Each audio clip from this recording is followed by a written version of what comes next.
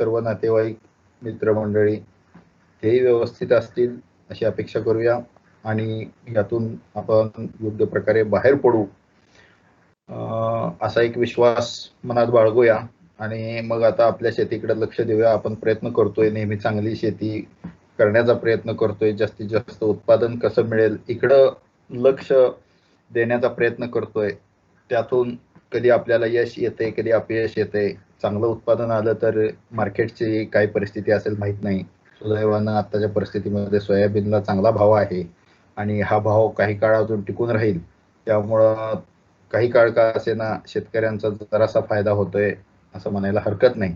पण माझं मत असं आहे की प्रत्येक शेतकऱ्याचा फायदा झाला पाहिजे. एक दिवस हाही आपल्याला भविष्यात कधीतरी बघायला मिळेल की शेतकऱ्याच्या मालाला चांगला भाव मिळतोय. मार्केट आपल्या हातात नाही आज, पण दुसरी बाब अशी आहे की चांगलं उत्पादन आणणं ह्यातल्या बऱ्याचशा बाबी आपल्या हातात आहेत. त्यासाठी वेळेवर योग्य नियोजन करणं, कीड रोगांचा वेळच्या वेळी बंदोबस्त करणं, योग्य प्रकारे उत्पादित मालाची हाताळणी, साठवणुकीच्या वेळी योग्य प्रकारे त्याची काळजी घेणं, अशा अनेक बाबी त्याच्यामध्ये आहेत की ज्या ठिकाणी आपण लक्ष देऊ शकतो आणि आपलं होणारं नुकसान वाचवू शकतो.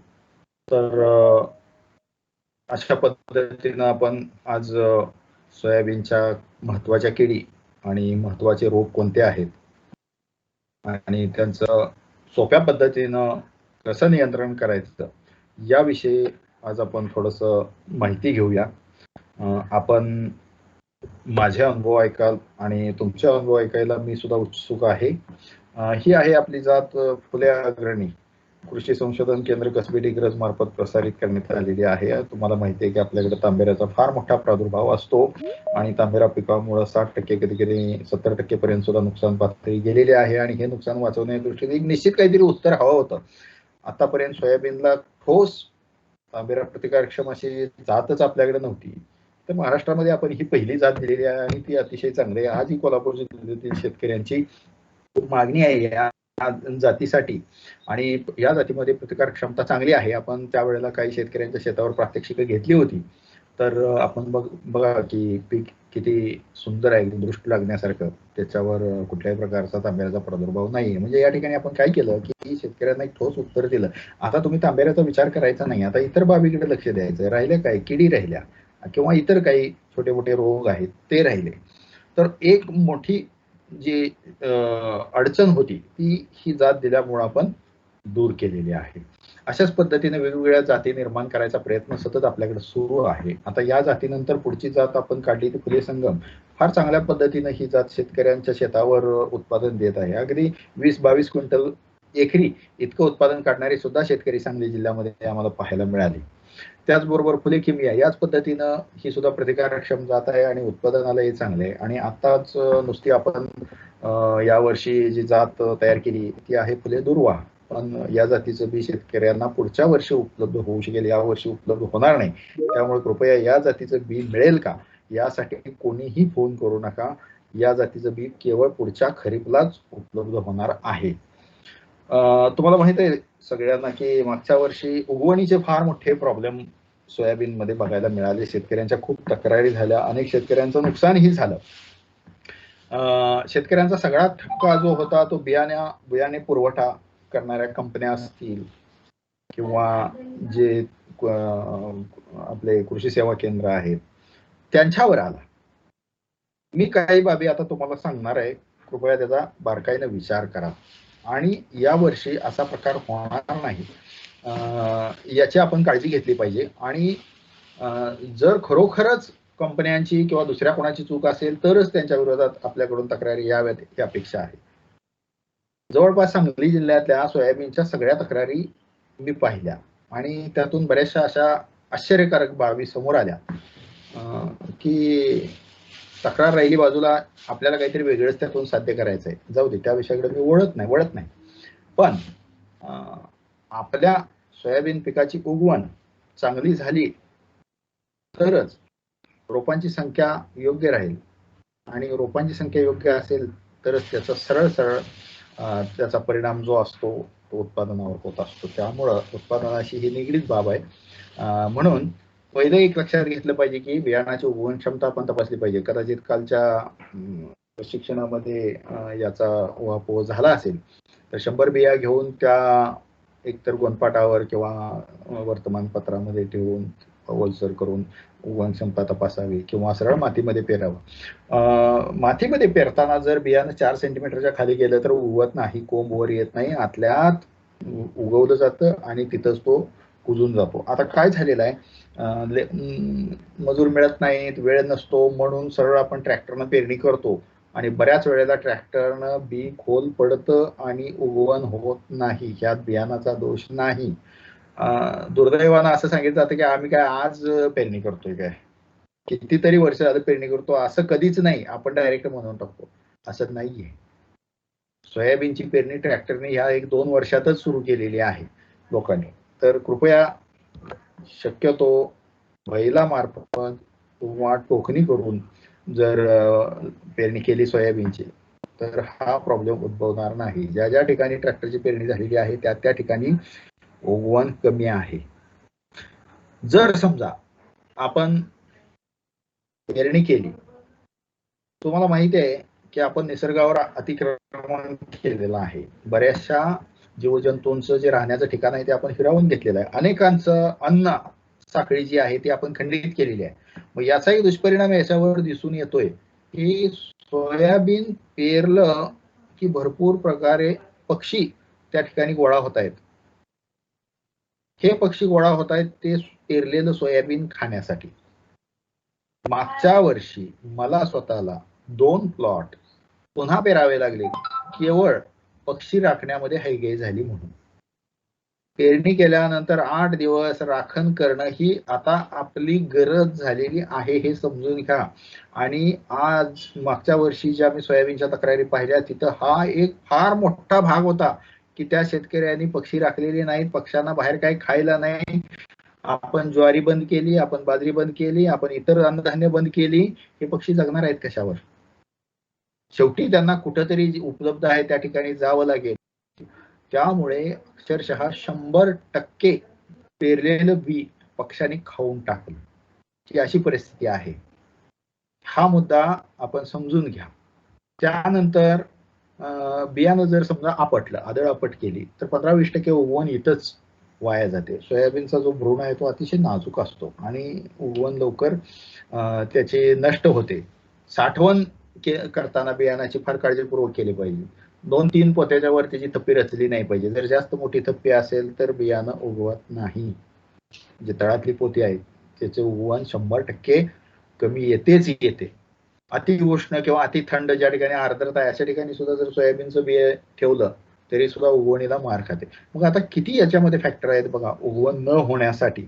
जर समजा बियाणं काढणीपूर्वी पावसात भिजलं असेल, तो प्लॉट जर अवकाळी पाऊस आला आणि त्यावेळेला भिजला असेल तरी उगवण क्षमता त्याची कमी झालेली असते. अशा पद्धतीच्या ज्या बाबी आहेत त्याचा विचार केला पाहिजे आणि या वर्षी आपण पेरणी करताना काळजी घेतली पाहिजे. पेरणी जर वापशावर नाही केली तरी सुद्धा कमी प्रमाणात उगवण होते. त्यासाठी आम्ही सांगतो की आधी पाणी द्या, वापसा येऊ द्या आणि मग पेरणी करा. जर समजा 4 दिवस त्या पेरलेल्या शेतामध्ये पाण्याचा ताण पडला तर संपलं, भ्रूण तिथल्या तिथं वाळून जातो आणि आपण पुढे जाऊन मग बियाणं उगवलं नाही म्हणून तक्रार करतो. तर ह्या बाबी आपण प्रयत्नपूर्वक टाळल्या पाहिजे. चला आपल्या विषयाकडे वळू. सोयाबीनवरील किडी. सोयाबीनवरील किडीमध्ये खोड पोखरणाऱ्या किडी, त्याच्यामध्ये खोडमाशी आहे आणि चक्री भुंगे. त्यानंतर ग्रुप आहे तो पाने खाणाऱ्या किडींचा. मग त्याच्यावरील तंबाखूवरील पाने खाणारी अळी म्हणजे स्पोडोप्टेरा आहे, केसाळ अळी, पाने गुंडाळणारी अळी, उंटाळी, ह्या मुख्य पाने खाणाऱ्या किडी आहे. आणि नंतर तिसरा गट जो आहे तो रस शोषणाऱ्या किडी, मावा, तुडतुडे, पांढरी माशी, फुलकिडे, ही आहे खोडमाशी. आपल्या घरातली माशी जशी असते जवळपास तशीच ही खोडमाशी असते. ही खोडमाशी काय करते, खोडाची साल जी आहे ती पंक्चर करते आणि त्या ठिकाणी अंडी घालते. अंडीतून अळ्या बाहेर पडतात आणि खोडात आत शिरतात. ज्या वेळेला पाण्याचा ताण बसलेला असतो पिकाला अशा वेळेला ह्या खोड माशीचा प्रादुर्भाव फार मोठ्या प्रमाणात होतो आणि रोपांची संख्या 10 ते 15% पर्यंत इतकी कमी होऊ शकते. आणि हे घडतं कधी? पेरणीनंतर पहिल्या 20 दिवसामध्येच. हा जो सगळा खोडमाशीचा प्रादुर्भाव आहे, उगवून आलं पीक की 7-8 दिवस झाले लगेच खोडमाशीचा प्रादुर्भाव सुरू होतो. आणि अशा वेळेला जर पाण्याचा ताण असेल तर भरपूर रोप आपली मरून गेलेली दिसून येतात. खोडमाशी सुरुवातीच्या अवस्थेत जशी हल्ला करते तशी नंतर शेंगा लागल्यानंतर सुद्धा, म्हणजे फ्लावरिंग नंतरची जी अवस्था आहे त्यावेळेला सुद्धा बऱ्याच वेळेला हल्ला करते. आणि प्लॉटच्या प्लॉट कधी कधी असे आपल्याला खाली लोळत असलेले, वाळून गेलेले दिसून येतात. आपल्याकडे असा प्रादुर्भाव झाला होता गेल्या 5-6 वर्षापूर्वी. अगदी शेंगा भरायच्या अवस्थेमध्ये पीक असताना खोडमाशीचा प्रादुर्भाव झाला होता आणि बऱ्यापैकी त्यावेळेला नुकसान झालं होतं. पण त्यानंतर नैसर्गिकरित्या खोडमाशीचा प्रादुर्भाव उशिरा अवस्थेत येत नाही, पण सुरुवातीच्या अवस्थेत मात्र खोडमाशीचा प्रादुर्भाव दिसून येतो. खोडमाशी जी आहे ती खोडामध्ये आत गेल्यानंतर आतला खोडातला गाभा खाते. खालच्या आणि वरच्या दिशेला दोन्हीकडेही ती खात सुटते. मग असं खोड आपण जर उघडून पाहिलं तर आपल्याला आत खोडमाशीची विष्ठा, तिची अळी किंवा कोश अवस्था, जर खोडमाशी बाहेर निघून गेली असेल कोशातून बाहेर आल्यानंतर, तर खोडावर छिद्रही दिसतं आपल्याला. तुम्हाला आश्चर्य वाटेल, तुम्ही सोयाबीनची 10 रोपं उपटून घ्या, तुम्हाला त्यातले किमान 6 ते 7 रोपं असे दिसतील की ज्याच्यामध्ये खोडमाशीचा प्रादुर्भाव आहे. आता जर प्रादुर्भाव जास्त प्रमाणात झाला तर झाड वाळतं. अगदी उशिरा अवस्थेतलं, म्हणजे शेंगा भरण्याच्या अवस्थेत सुद्धा झाड वाळून जातं. काय होतं की जर जास्त प्रमाणात नुकसान केलं असेल तर झाड वाळतं. पण झाड चांगलं दिसतंय, हिरवा आहे, रसरशीत आहे, शेंगा सुद्धा भरपूर आहेत, तुम्हाला शंकाही येणार नाही की याच्यावर खोडमाशीचा प्रादुर्भाव आहे. पण चांगली 10 झाडं तुम्ही या सीझन मध्ये उपटून बघा आणि ती खोड आहे ती उभी फाडायची आणि बघायचं त्याच्यामध्ये. किमान तुम्हाला त्यातली 6 ते 7 झाडं अशी दिसतील की ज्याला खोडमाशीचा प्रादुर्भाव आहे, ज्याच्यामध्ये मधलं खोड पोखरलेलं आहे. तरी सुद्धा मर्यादित प्रमाणात नुकसान असल्यामुळे ते झाड सहन करतं, म्हणजे झाड काही प्रमाणात सहनशील आहे. अतिप्रमाण होतं त्यावेळेला नुकसान होते. तर इतका मोठा हा खोडमाशीचा प्रादुर्भाव आहे, त्यामुळे ह्या खोडमाशीसाठी बीज प्रक्रिया करणं हे अत्यंत महत्वाचे आहे. कुठली करायची, काय करायची हे मी पुढे सांगतो तुम्हाला. खोडमाशी हे बघा, हे अशा पद्धतीनं नुकसान करते. या ठिकाणी हे जर खोड बघितलं तर यात अशी पिवळ्या रंगाची अळी दिसते. वरून बघितलं तर झाड असं चांगलं दिसतं पण आत पोखरलेलं असतं. दुसरा खोड पोखरणाऱ्या किडीचा दुसरी कीड आहे ती म्हणजे चक्री भुंगेरे. चक्री भुंगेरे खोडमाशी प्रमाणच अंडी घालतात, अळ्या आत जातात खोडात. ही अशी पिवळसर रंगाची लांबट अळी असते आणि ही अळी पोखरायला सुरुवात करते. ही एक बाजू. हा जो भुंगा आहे हा करड्या रंगाचा किंवा तपकिरी रंगाचा अशा प्रकारचा असतो आणि ह्याच्या ज्या मिशा किंवा त्याला अँटिना असं म्हणतात, हे जर पाहिलं तर थोडस असं करवतीसारखं आपल्याला त्याच्यावर दात्र्या दिसतील. मोठा असतो, जसा मृगाचा किडा असतो त्या पद्धतीचाच असतो. हा सुद्धा पिकाचं नुकसान करतो. हा काय करतो, खोडाची जी वरची साल आहे ती पोखरायला सुरुवात करतो आणि ही साल खोडाच्या चारी बाजूनं कुरतडतो. खोड त्या ठिकाणी नाजूक होतं. थोडीशी वाऱ्याची झुळूक आली की हे मरून जातं. कधी कधी फांदीला असा अटॅक होतो किंवा मुख्य खोडालाही असा अटॅक होतो आणि खोड अशी मोडलेली दिसून येतात, पानं हळूहळू सुकतात. याच्यासाठी सुद्धा बीज प्रक्रिया महत्वाचा घटक आहे. आणि याची आर्थिक नुकसान पातळी ओळखायची कशी, की 1 मीटर ओळीमध्ये किमान 3 ते 5 अशा प्रकारची जर बाधित रोपे आपल्याला दिसली तर समजायचं की चक्री भुंगेऱ्याचा प्रादुर्भाव जास्त आहे. सुदैवानं आपल्याकडे या किडीचा प्रादुर्भाव इतका म्हणावा असा नाहीये, तरी सुद्धा ही बाब आपल्याला माहित असणं गरजेचं आहे. हे चक्री भुंगेऱ्याचेच फोटो आहेत. आता आपण पुढे वळू. पाने खाणारी अळी. पाने खाणारा गट आहे. तर अळ्या काय करतात, अशी पानं फस्त करतात. सुरुवातीच्या अवस्थेत कधी कधी पानं अशी खालच्या बाजूनं खरवडली जातात आणि कागदासारखा पापुद्रा पांढऱ्या रंगाचा दिसतो, काही ठिकाणी तपकिरी रंगाचा पापुद्रा दिसतो. अशा प्रकारच्या वेगवेगळ्या आळ्या आहेत, 4 वेगवेगळ्या आळ्या आहेत, त्या आता आपण एक एक पाहू. तुम्हाला आठवत असेल की 4-5 वर्षापूर्वी 2016, 17, 15च्या दरम्यान बऱ्याच वेळेला पेपरला अशा बातम्या यायच्या की किडींमुळे अमकं नुकसान, तमकं नुकसान, एवढ्या हेक्टरचं नुकसान, विदर्भात नुकसान झालं, पश्चिम महाराष्ट्रात नुकसान झालं, अगदी काही कोटींमध्ये हे आकडे गेले. तर ह्या ज्या बातम्या येत होत्या त्याच्यासाठी मुख्य कारण होतं ह्या पाने खाणाऱ्या आळ्या, आणि त्यातल्या त्यात जी तंबाखूवरील पाने खाणारी अळी आहे ही अळी प्रामुख्यानं जास्त नुकसान करत असते. आता ह्या किडींचा उद्रेक होण्याची काही महत्वाची कारण आहेत. आपण पीक पद्धती बदललेल्या आहेत. आपण सोयाबीनची लागवड मोठ्या प्रमाणात करायला लागलोय, म्हणजे त्या किडीला आवश्यक असणारं आवडणारं अन्न मोठ्या प्रमाणात उपलब्ध करून दिलं. ह्याशिवाय ज्या वेळेला सोयाबीन नाही त्यावेळेला ही पीक इतर पिकांवर उद्रेकते, जसं बटाटा आहे, शर्करा कंद आहे आणि काही अशी पिकं आहेत. बहुभक्षी या किडी असल्यामुळं या पिकांवर त्या जास्त प्रमाणात जगू लागल्या, त्यांची वर्षभर पैदास होऊ लागली. किडीला ढगाळ हवामान पोषक असतं. आपण बघतोय की निसर्ग चक्र सगळंच बिघडल्यासारखं झालेलं आहे. बऱ्याच वेळेला नको त्या वेळेला पाऊस आहेच. मागचं वर्ष तर असं गेलं की प्रत्येक महिन्यात पाऊस आहे. मग पाऊस आहे म्हणजे ढगाळ हवामान आहे, ढगाळ हवामान आहे म्हणजे आर्द्रता आहे, म्हणजे किडीला पोषक हवामान प्रत्येक महिन्यात उपलब्ध होतं. तर शिवाय किडीचं सर्वेक्षण केलं पाहिजे. त्यावेळेच्या वेळेला प्रकाश सापळे, कामगंध सापळे वापरले पाहिजेत, परंतु त्याच्याकडे दुर्लक्ष होते, म्हणून सुद्धा किडीचा प्रमाण जे आहे ते दिवसेंदिवस वाढतंय. आपण तणनाशकाचा वापर वाढवलेला आहे, त्यामुळे काय होतंय की सुप्तावस्थेत असलेले कोष जे आहेत ते नष्ट होत नाही, कारण तणनाशक फवारल्यानंतर शक्यतो आपण जास्त मशागत करत नाही.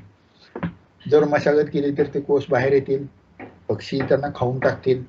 पण हीच निसर्ग साखळी आपण कुठेतरी डिस्टर्ब केलेली आहे.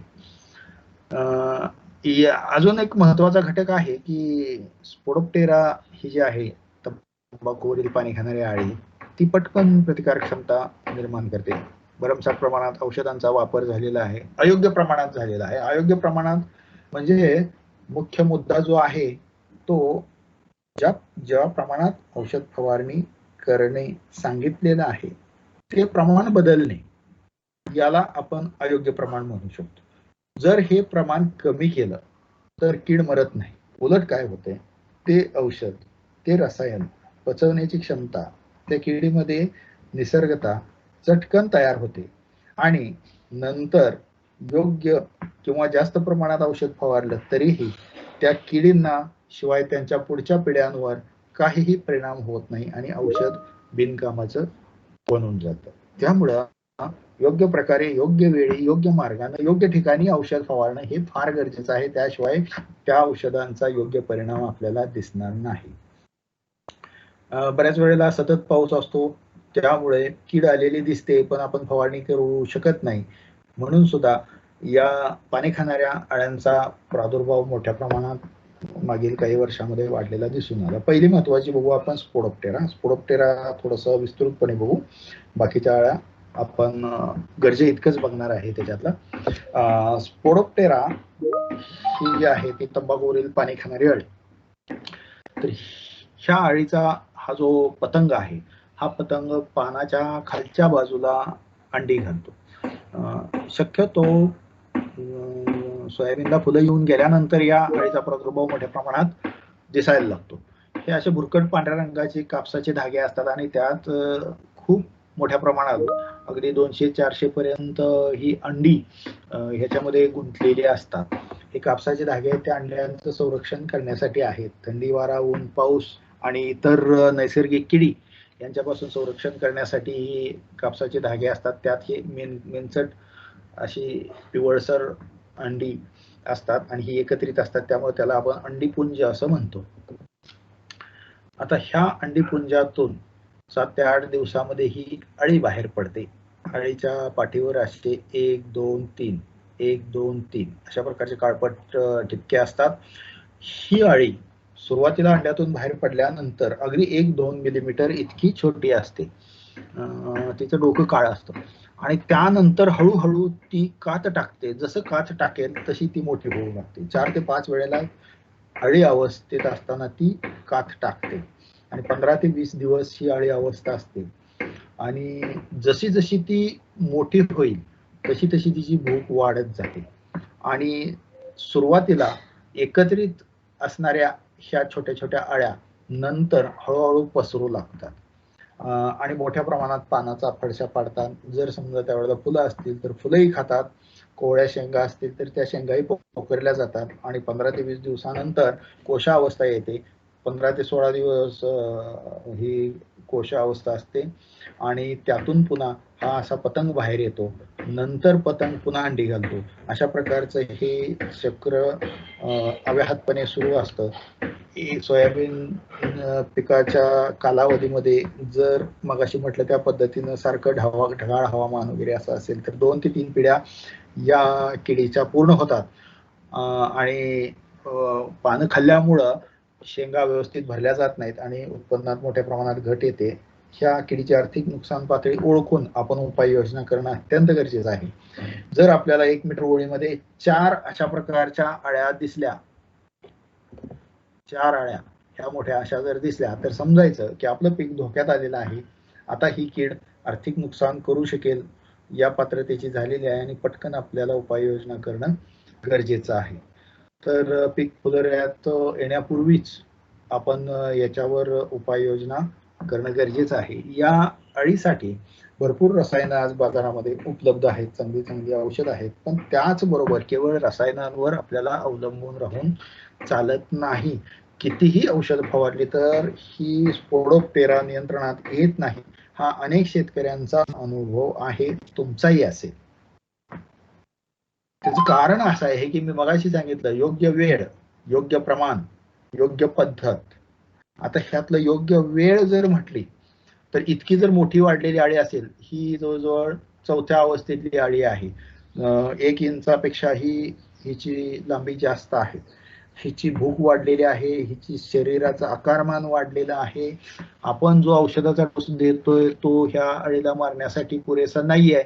त्यामुळे काही शेतकरी मिश्किलपणे असंही सांगतील की अहो औषधात बुडवली तरी अळी मेली नाही.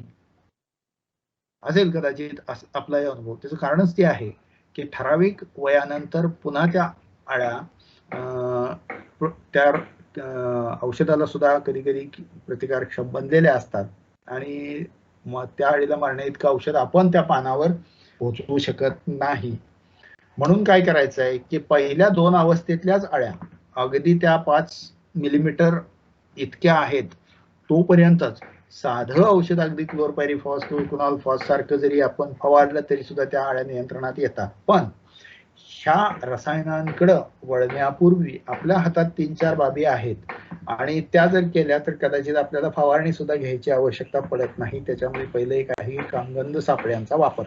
कामगंध सापळे ज्या शेतकऱ्यांनी वापरले त्यांना औषध फवारणीचा खर्च जास्त येत नाही, त्यांचं पीक धोक्यात येत नाही, असा माझा अनुभव आहे. एकरी किमान 5 ते 6 कामगंध सापळे जर आपण उभे केले तर हे सगळे नरपतंग त्याच्यामध्ये पकडले जातात आणि त्याच ठिकाणी त्या अळीचा पुढे होणाऱ्या पिढीचा नायनाट होतो. त्यामुळं इथं आता हेक्टरी 8 ते 10 म्हणतोय आपण, पण मी म्हणतोय एकरी 5 लावा. खर्च किती येईल?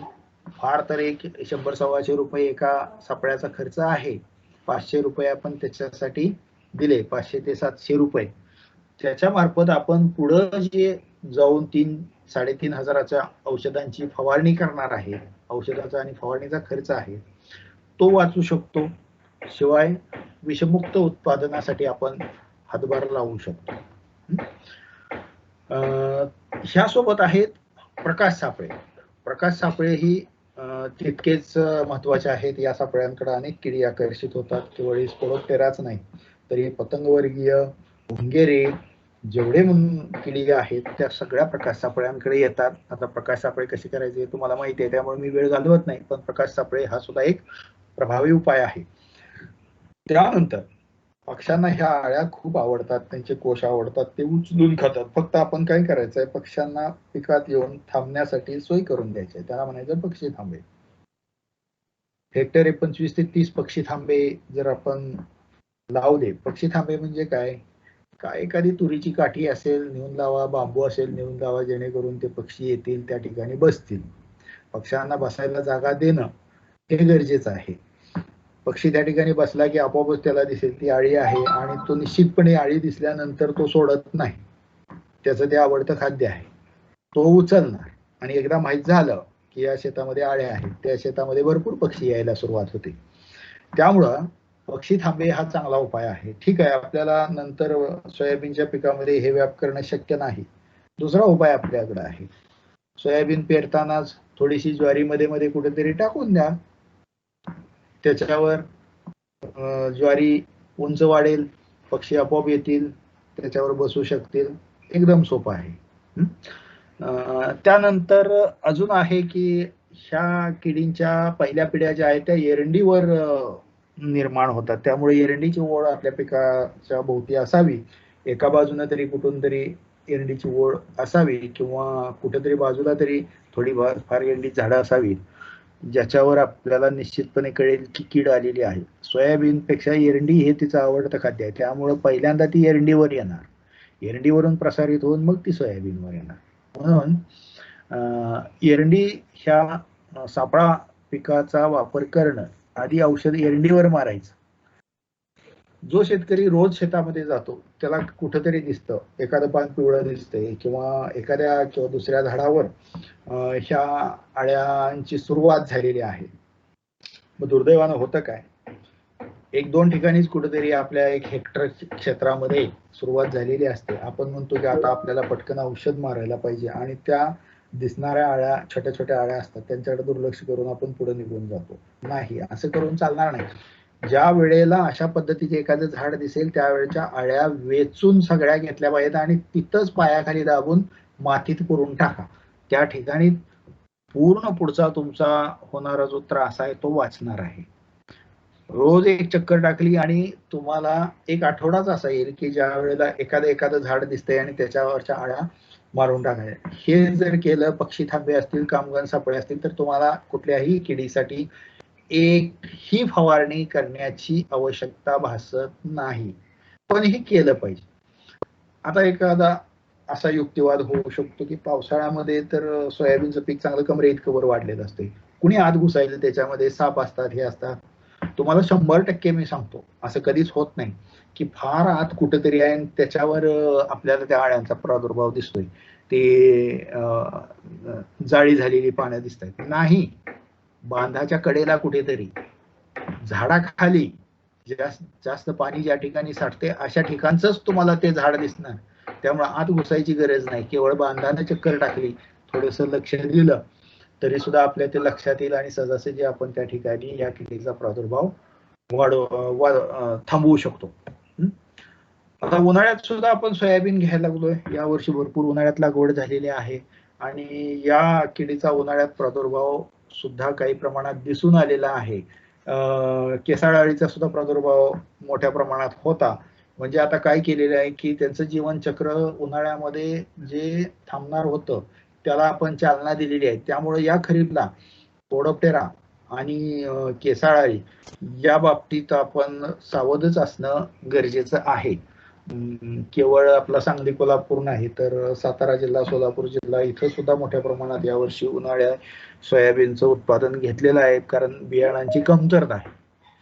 ठीक आहे, ही आहे बघ आता केसाळ अळी. त्या पूर्ण तयार झालेल्या अळीच्या अंगावर केस असतात, म्हणून त्याला केसाळ अळी म्हणतात. वेगवेगळ्या प्रकारच्या केसाळ अळ्या आहेत, पण त्यांचा नुकसान करायची जी पद्धत आहे ती जवळजवळ सारखीच आहे. आता हे बघा, पानाची ही खालची बाजू आहे आणि असंख्य आळ्या या पानाच्या खालच्या बाजूवर दिसत आहेत आपल्याला. हे काळे काळे जे दिसत आहेत डॉट डॉट, ते ह्या आळ्यांची विष्ठा आहे. काय करतायत हे, ह्या आळ्यांचे जबडे फारसे ताकदवान नाही, त्या अळीच्या अंगी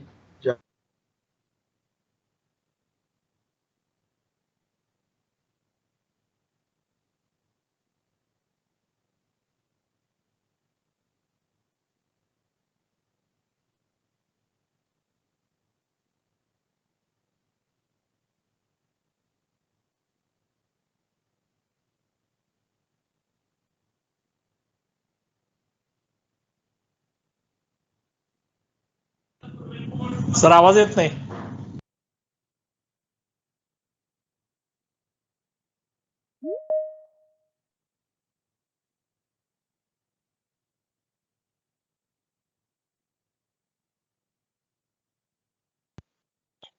आवाज नाही सर, आवाज.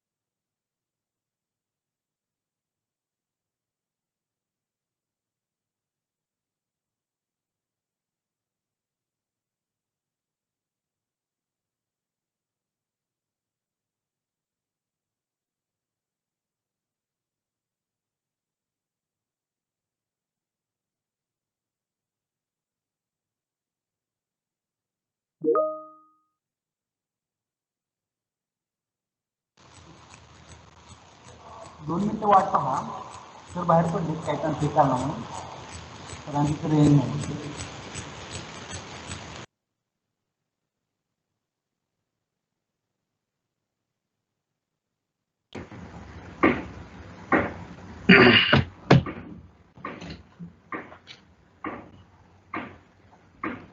हॅलो हॅलो, हा सर, आवाज येतोय. दिसते का स्क्रीन? स्क्रीन नाही दिसत सर.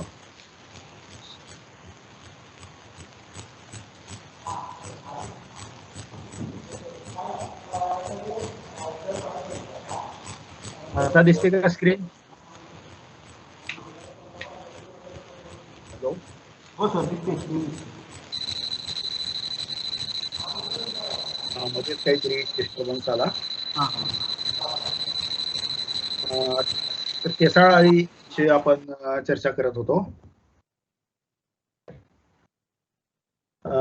केसाळ अळीचं वैशिष्ट्य आहे की आपल्या प्लॉटमध्ये जे झाड इतर झाडांपेक्षा जरासं उंच वाढलेलं आहे, त्या झाडांवर ह्या किडी अंडी घालतील.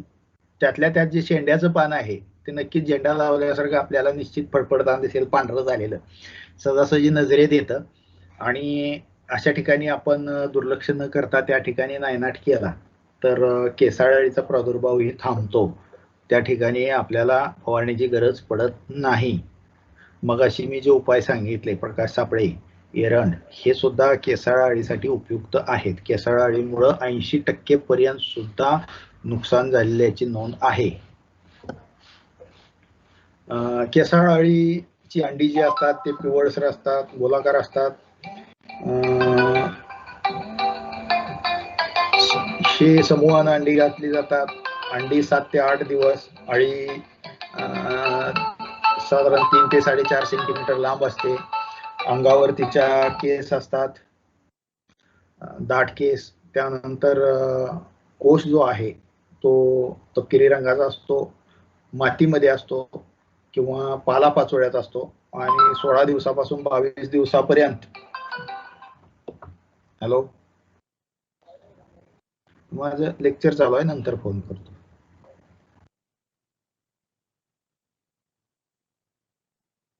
काय ते 16 ते 22 दिवस आहे. आणि पतंग याचा वैशिष्ट्यपूर्ण आहे. अगदी दुधाळ पांढऱ्या रंगाचा असा हा पतंग आहे. अंगावर बारीक लव असते त्याच्या. आणि पतंग या किडीचा एकूण जीवनक्रम जर पाहिला तर 5 ते 10 आठवडे इतका आहे. आणि प्रत्येक वर्षात 3 ते 5 पिढ्या या किडीच्या पूर्ण होऊ शकतात. किमान 3 तरी होतातच होतात. आता काय झालेलं आहे की उन्हाळी सोयाबीनमुळं याला अजून चालना मिळालेली आहे. त्यामुळे या वर्षात तिच्या 5 पिढ्या पूर्ण व्हायला काहीच अडचण नाही अशी परिस्थिती आहे. तर जेवढा केसाळ अळीचा प्रादुर्भाव जास्त तेवढं नुकसान ही जास्त होणार आहे. ह्या किडीची क्षमता बघा, मादी पतंग जो आहे तो पानाच्या खालच्या बाजूला अंडी घालतो आणि एका अंडी पुंजामध्ये साधारणतः 533 ते 1287 सोडून द्या आकडे, किमान 500 ते 1000 अंडी एका वेळेला घातली जातात. मग एक अंडी पुंज म्हणजे जवळजवळ 1000 अळ्या ह्या हिशोबानं जर बघितलं आणि एका मादीनं जर 4 वेळा अंडी घातली तर 4000 अंडी झाली, म्हणजे 4000 अळ्या, म्हणजे किती मोठ्या प्रमाणात नुकसान होऊ शकतं याचा आपण अंदाज बांधा. एक अळी जी आहे ती दिवसाकाठी समजा एक पान खराब करते, एक अळी एका दिवसात एक पान खराब करते. 4000 अळ्या एका दिवसात 4000 पानं खराब करतील आणि अळी अवस्था जी आहे ती सरासरी 20 दिवसाची जर धरली तर 4000 गुणिले 20 इतकी पानं एका अंडी मादी पतंगापासून एवढं मोठं नुकसान झालं.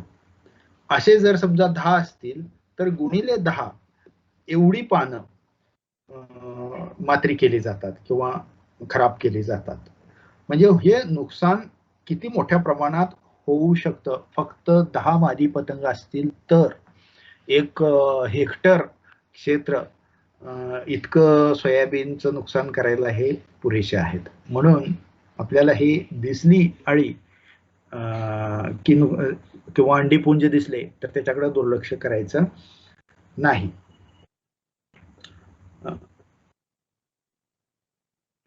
अंडीपुंज दिसताक्षणी गोळा करावे, त्याचा नायनाट करावा त्याच ठिकाणी, किंवा छोट्या छोट्या आळ्या जर असतील तर त्याच ठिकाणी हे करावं, नायनाट करावा. जर समजा आपल्याला औषध फवारणीची वेळ आलीच तर आर्थिक नुकसान पातळी आधी आपण पाहिली पाहिजे.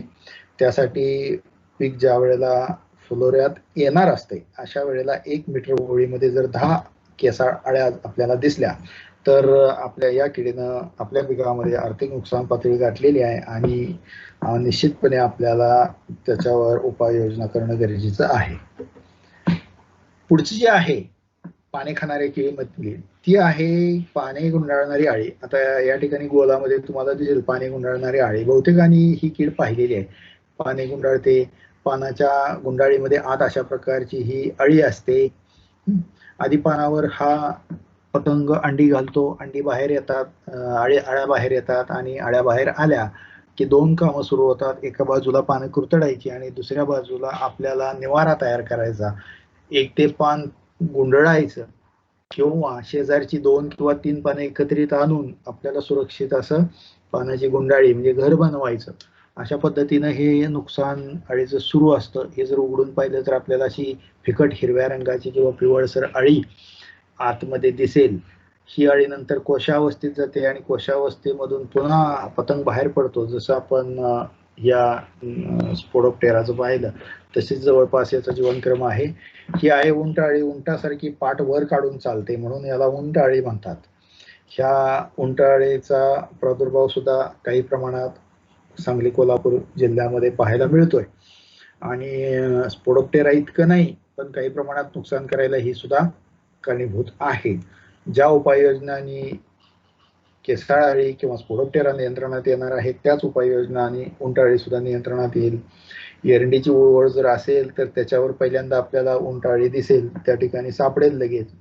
आर्थिक नुकसान पातळी बघायची झाली तर 1 मीटरमध्ये 4 अळ्या पीक फुलोऱ्यात येण्यापूर्वी किंवा शेंगा भरण्याच्या अवस्थेत असेल तर 1 मीटर ओळीमध्ये 3 अळ्या हे प्रमाण असेल तर आपण रासायनिक औषध फवारणी करायला सुरुवात केली पाहिजे. आता पुढचा गट जो आहे तो रस शोषणाऱ्या किडींचा. याच्यामध्ये मावा, तुडतुडे, फुलकिडे आहेत आणि पांढरी माशी ह्या प्रमुख किडी आहेत. मावा बहुधा कुठेतरी तुम्हाला बघायला मिळाला असेल. ज्या वेळेला पाण्याचा ताण पडलेला आहे अशा पिकामध्ये मावा दिसतोच दिसतो. ज्या ठिकाणी पाण्याचा निचरा कमी आहे त्या ठिकाणी सुद्धा मावा आपल्याला दिसेल. हिरवट फिकट हिरवट किंवा पिवळसर अशा प्रकारचा हा मावा पानाच्या खालच्या बाजूला, पानाच्या देठावर, कोवळ्या फांद्यांवर सगळीकडे आपल्याला पसरलेला दिसेल. चिकट द्रव हा बाहेर सोडतो. मावा जो आहे ते आणि त्याची पिलं पानाच्या खालच्या बाजूला समूहाने राहतात आणि पानामध्ये किंवा वनस्पतीच्या इतर भागांमध्ये रस शोषतात. जास्त रस शोषला तर पानं जी आहेत ती कोकडतात किंवा चुरगळल्यासारखी दिसतात. फुलगळ जास्त मोठ्या प्रमाणात होते आणि शेंगांची वाढ सुद्धा व्यवस्थित होत नाही, कारण गर्भग्रहणाची क्रिया मंदावलेली असते आणि गर्भग्रहण नाही म्हटल्यानंतर वनस्पतीला अन्नाचा पुरवठा पुरेसा होत नाही. एकंदर मावा कीड जर असेल, आपल्या पिकामध्ये दिसत असेल तर दुर्लक्ष करून चालणार नाही. हे आहेत फुलकिडे. फुलकिडे किंवा त्याला आपण थ्रिप्स म्हणतो. आता ह्या ठिकाणी ह्या फोटो दिसतोय अशा प्रकारचं लक्षण. शेंड्याची जर 2-3 पानं बघितली तर त्याच्यावर अशा प्रकारचं लक्षण दिसेल. वेडीवाकडी झालेली आहे, जास्त वाढलेली नाही, चुरगळल्यासारखे आहेत किंवा त्या पानावर असे बारीक फोड फोड आल्यासारखं दिसतंय. कधी कधी पानं अशी फाटलेली दिसून येतात. तर हे जे आहे खडबडीत अशी पानं, ह्याचं कारण आहे थ्रिप्स. थ्रिप्स काय करतो की त्याला मावा किडीप्रमाणे सोंड नाहीये की ती सोंड खुपसली जाईल आणि पेशीमधला द्रव शोषला जाईल, असं नाहीये. ते मावा किडीचे पाय जे आहेत त्या पायाला करवतीप्रमाणे दात्रे आहेत आणि तो असा पानावर आपले पाय खरवडतो. खरवडल्यानंतर तिथं जखम होते आणि त्यातून जो रस बाहेर येतो तो पित असतो. तर अशामुळं ह्या थ्रिप्सचं थोडंसं वेगळ्या प्रकारचं नुकसान दिसतं. थ्रिप्ससाठी बीज प्रक्रिया हा महत्वाचा घटक आहे. पांढरी माशी. पांढरी माशी ही सोयाबीनवरील पांढरी माशी आपण पाहिली असेल. जर सोयाबीन पिकामधून आपण फिरलात तर पांढऱ्या रंगाच्या बारीक बारीक किडी उडताना दिसतात या झाडावरून त्या झाडावर. त्यातल्या त्यात सकाळी लवकर किंवा संध्याकाळी सूर्यास्ताच्या वेळेला, दुपारच्या वेळेला पांढऱ्या माश्या तुम्हाला दिसणार नाहीत.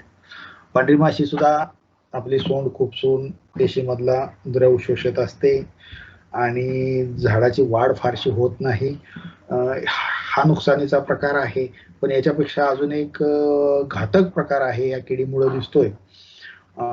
तो जो आहे तो म्हणजे पिवळा विषाणू रोग जो आहे, तो रोग ही कीड मोठ्या प्रमाणात प्रसारित करीत असते आणि त्या विषाणूमुळे सोयाबीनचं जास्त प्रमाणात नुकसान होतं. म्हणून पांढऱ्या माशीचा प्रादुर्भाव वेळीच रोखणं हे गरजेचं आहे. आणि ही जी कीड आहे हा तुडतुडा ही काही प्रमाणात सोयाबीनवर नुकसान करून जातो. त्यानंतर रस शोषणारा जो आहे तो पिट्या ढेकून फार क्वचित प्रसंगी याचं आपल्याला अस्तित्व दिसून येतं. जर व्हर्टिसिलियम लेकॅनी सारखी बुरशी कीटकनाशक आपण वापरलं तर याचा प्रादुर्भाव कमी होतो. पण गरज असेल तरच याच्याकडे लक्ष द्यावं असं आहे. शक्यतो कुठंतरी याचा प्रादुर्भाव आढळणार आहे. त्यानंतर अजून एक कीड काही भागात आढळते, तो आहे कॉटन ग्रे विविल. कापसावरचा हा किडा आहे. कापसाची पानं कुरतडतो, बोंडांना इजा करतो. तोच सोयाबीनवर सुद्धा येतो. आता काय झालेलं आहे की खानदेशात कापसाची लागवड आहे मोठ्या प्रमाणात किंवा मराठवाड्यात विदर्भात आहे, त्या ठिकाणी सोयाबीन ही मोठ्या प्रमाणात घेतलं जातं आणि त्या ठिकाणी हा या किडीचा प्रादुर्भाव असू शकतो. आपल्याकडे फारच कमी प्रमाणात याचा प्रादुर्भाव आहे. आता आपण पाहू. आतापर्यंत मी तुम्हाला ढोबळमानानं सांगितलं की बीज प्रक्रिया करणं गरजेचं आहे, हे ते आहे ते आहे ते आहे. किडींचे एकात्मिक पद्धतीने नियंत्रण कसं करायचं, प्रत्येक किडीसाठी आपण वेगळा उपाय करणं शक्य नाहीये, पण एकात्मिक पद्धतीने विचार केला तर निश्चित शक्य आहे. त्यासाठी उन्हाळ्यात खोल नांगरट करणं गरजेचं आहे. कशासाठी करावे वगैरे तुम्हाला माहिती आहे. पेरणीची योग्य वेळ साधणं गरजेचं आहे. जर पेरणी उशिरा केली तर स्पोडोप्टेरासारखी किंवा केसाळ अळी, त्याचबरोबर रस शोषक किडी मोठ्या प्रमाणात येतात आणि सुरुवातीच्या अवस्थेपासूनच नुकसान होतं. दुसरं काय की ज्यांनी वेळेत पेरणी केलेली आहे त्यांचं पीक कुठेतरी फुलोऱ्याच्या जवळ आलेलं असतं. म्हणजे त्या वेळेला येणाऱ्या किडींची एक वेळ ठरलेली असते की या किडी फुलोऱ्याच्या वेळेला येतात, जसं की स्पोडोप्टेरा आहे.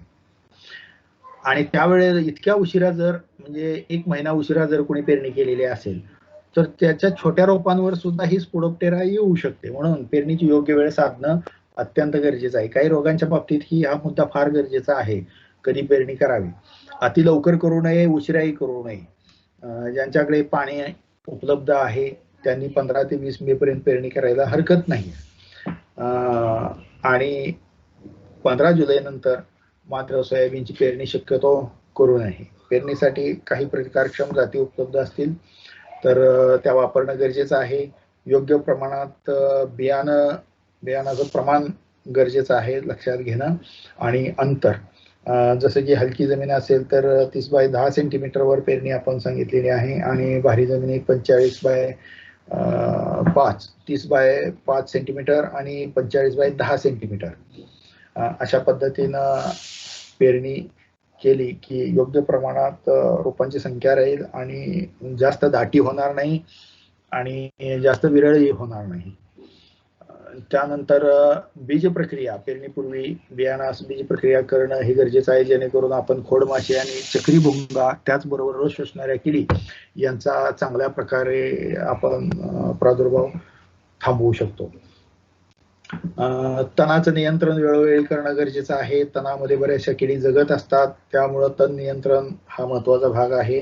नत्र खत जर जास्त प्रमाणात वापरलं तर मात्र किडींचाही प्रादुर्भाव मोठ्या प्रमाणात वाढतो, कारण नत्र खतामुळं बऱ्याच वेळेला झाडं किडींना लवकर बळी पडतात. त्यामुळं नत्र खताचा मर्यादित प्रमाणात वापर करणं गरजेचं आहे. शक्यतो रस शोषणाऱ्या ज्या किडी आहेत त्या रसरशीत झाडांवर, ज्या ठिकाणी शाखीय वाढ जास्त आहेत, लुसलुशीत पानं आहेत, त्या ठिकाणी लवकर आकर्षित होतात. तुम्हाला सांगितलं मी कामगण सापळे, प्रकाश सापळे हे गरजेचं आहे. पाने खाणाऱ्या आळ्या ज्या आहेत ह्या कामगण सापळ्यांकडे आणि प्रकाश सापळ्यांकडे आकर्षित होतात. शिवाय रस शोषणाऱ्या किडी आहेत त्याही येतात. पिवळा चिकट कागद हे तर तुम्ही पाहिलंच असेल की चिकट कागदावर किडी येऊन चिकटतात. पक्षी थांब्यांचा वापर, एरंडीसारखी सापळा पिके गरजेची आहेत. निंबोळी पेंडींचा वापर जर सूत्रकृमी असतील तर हेक्टरी 1 ते 2 निंबोळी पेंड आपण जमिनीत दिली पाहिजे, मातीमध्ये मिसळली पाहिजे. पाण्याचा ताण बसू न देणे, हे मी तुम्हाला सुरुवातीलाच सांगितलं की खोडमाशीचा आणि याचा जवळचा संबंध आहे. पाण्याचा ताण बसला की खोडमाशी वाढते आणि जास्त प्रमाणात जर किडींचा, त्यातल्या त्यात पाने खाणाऱ्या किडी आहेत त्यांचा प्रादुर्भाव होत असेल तर पिकांची फेरपालट हे जास्त गरजेचं आहे. कीटकनाशकांचा वापर, आता कीटकनाशकांमध्ये जैविक आणि रासायनिक, आता याच्यामध्ये मी तुम्हाला सांगणार आहे की कुठलं कीटकनाशक बीज प्रक्रियेसाठी वापरायचं, कुठलं फवारणीसाठी वापरायचं, कधी वापरायचं. पाने खाणाऱ्या अळ्यांचा आधी विचार करू. त्याच्यामध्ये मेटारिजियम अॅनिसोप्ली आहे, बिवेरिया बॅसियाना आहे, नुमोरिया रिलाई आहे.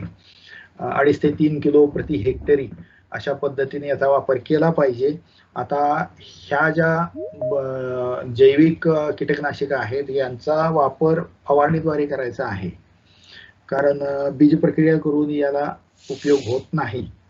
फवारणीद्वारे हे तीन आपण देऊ शकतो. किंवा विषाणूजन्य कीटकनाशक आहेत जसं की SLNPV किंवा SONPV 500 मिली प्रति हेक्टरी, किंवा आपल्या महात्मा फुले कृषी विद्यापीठ राहुरीचं हेलिओकिल नावाचं औषध आहे. तर अशा पद्धतीची जैविक कीटकनाशके सुरुवातीला वापरावीत. त्याला 2 कारणं आहेत.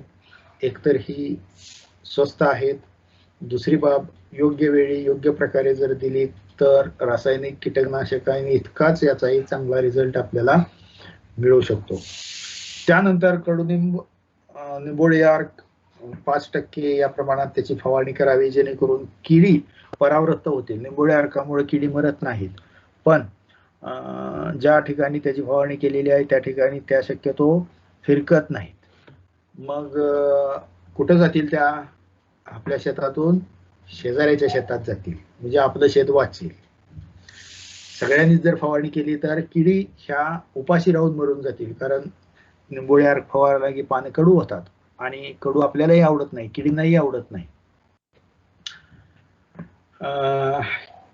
रासायनिक कीटकनाशके, खोडमाशी आणि रस शोषणाऱ्या किडींसाठी आपल्याला पहिल्यांदा बीज प्रक्रिया, मग अशी मी तुम्हाला सांगितलं, त्यासाठी थायमेथोक्झाम 10 मिली हे औषध 1 किलो बियाणास व्यवस्थित चोळावे. हे बियाणे सावलीमध्ये 15 ते 20 मिनिट सुकू द्यावेत आणि त्यानंतर पेरणीसाठी वापरावेत. थायमेथोक्झाम 10 मिली प्रति किलो बियाणास जर आपण बीज प्रक्रिया दिली तर साधारणपणे पहिल्या 20 ते 30 दिवसापर्यंत आपल्याला ह्या रस शोषणाऱ्या किडींपासून मुक्तता मिळू शकते. सुरुवातीच्या अवस्थेत येणारी खोडमाशी, मावा, तुडतुडे, फुलकिडे ही जास्त नुकसान करतात, तर त्यासाठी बीज प्रक्रिया अत्यंत गरजेची आहे.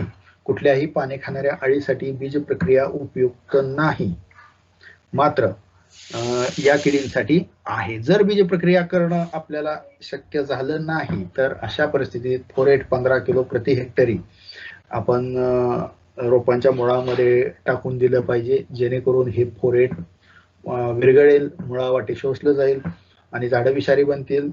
परिणामी आपल्याला त्या पिकाचं संरक्षण करता येईल.